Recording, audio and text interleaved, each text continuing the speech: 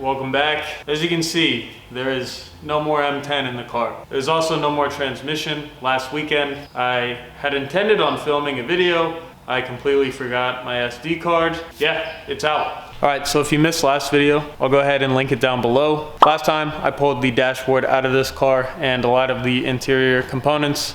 I haven't clearly stated my intention or direction of build with this car. That is mainly because I still don't know. This is more or less a pretty long-term project, and whenever I have funds available, extra, left over, they will go into this car. That said, this car should be done by the time I'm 30 or something. So the goal with the engine bay is, of course, clean it up, but I'm going a step further with this car, and my ultimate dream for this would be a shaved and tucked engine bay. It's not everybody's flavor, but for this car, that is kind of where I would like to go with it. So depending on what actually goes in here will determine how much gets cut out of the harness, where the harness goes, and so on. So this is going to be on hold for a little bit. Alright, so as you can see here, I'm just continuing where I left off from the first video I made.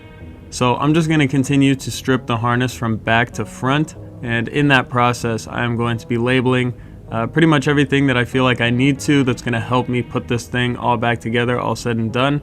Now, I didn't label everything and I probably should have labeled more, so if you are doing this, I would strongly advise, if you don't take a ton of pictures or video, please just label it. I'm sure it will help in the future. Now, it seems like the entire wiring harness just joins up from the rest of the car up into the steering column area here, so that is the most annoying part of this whole process, in my opinion, just feeding that entire harness through the car. The other thing that I did not like was this crap on the side of the car behind the carpet. Super sticky. It's held up over the years very well because it was a pain in the ass to remove. I do appreciate the feedback on the first video, and I really hope you guys are enjoying this style of video, kind of just documenting the work in time lapse instead of me pointing the camera at every little thing and trying to document it that way. Your feedback is always appreciated.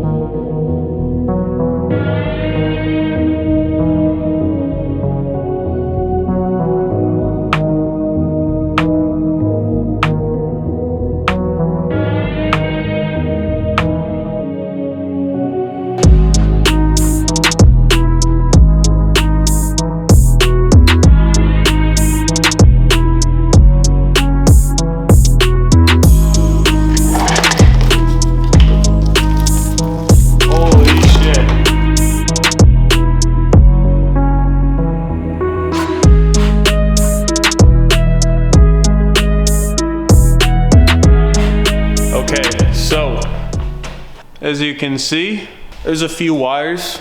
It's honestly not that bad once it's all laid out, but definitely needs to happen. Lay it all out, kind of replicate where it would be in the car and label from there.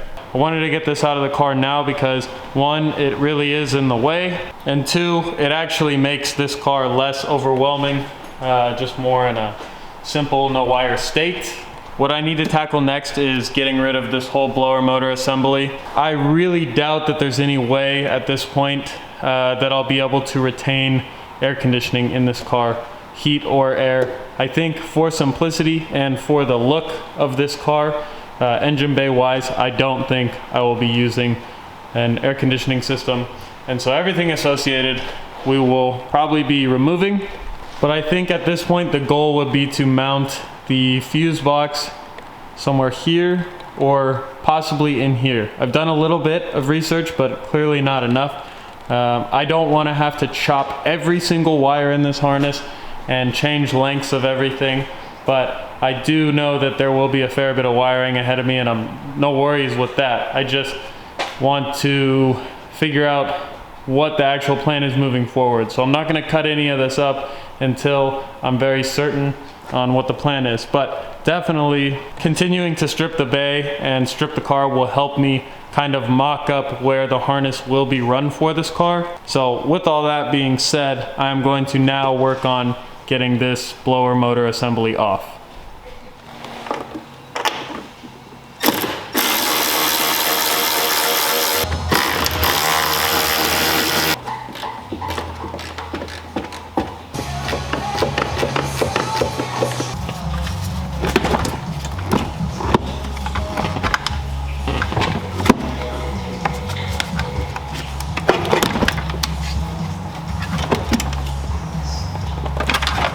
Alright, so heater box is out. As you can see, whole unit there correctly removed. So if for whatever reason one of you guys needs this, it will be for sale on 36Works.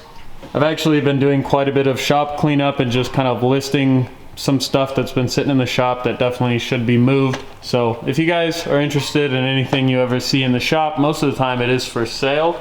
A vast majority of what I actually hold on to is stuff that is for sale, not really a ton of personal stuff. But kind of try to make a shelf down here designating it for collecting E30 parts for this car.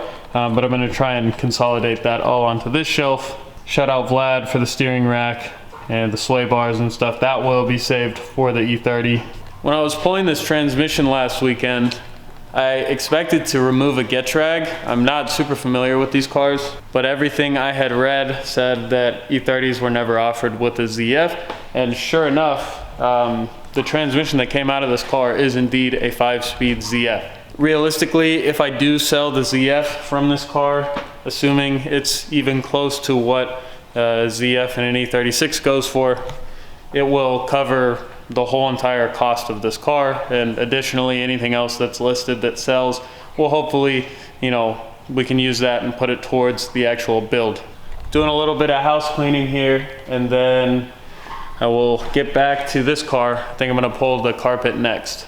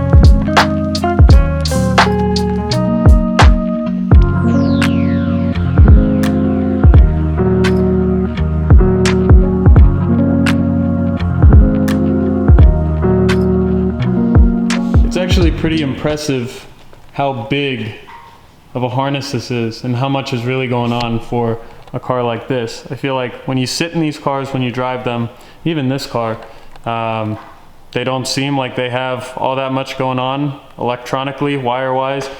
I mean, there is a lot in here, and the overall goal would be to, of course, thin this out. The main issue doing something like wiring so early in a build is, of course, there's a lot of things that are not set in stone. I don't know what all we're gonna need and what all we're not gonna need. So I will probably start mocking things up and, you know, getting a better idea for how we're gonna run this in the next video.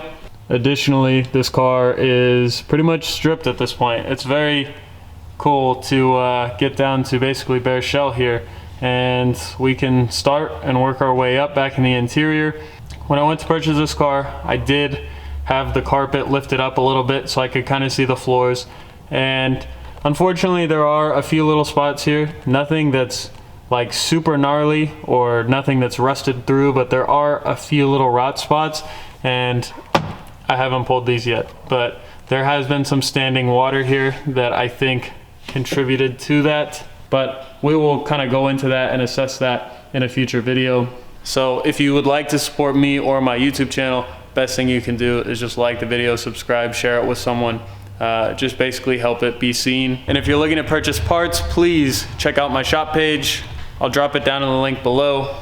And I'm hoping to get a larger inventory soon here, so I'm definitely working on that. Yeah, with all that said, thank you so much for watching. Now I'll see you guys next video.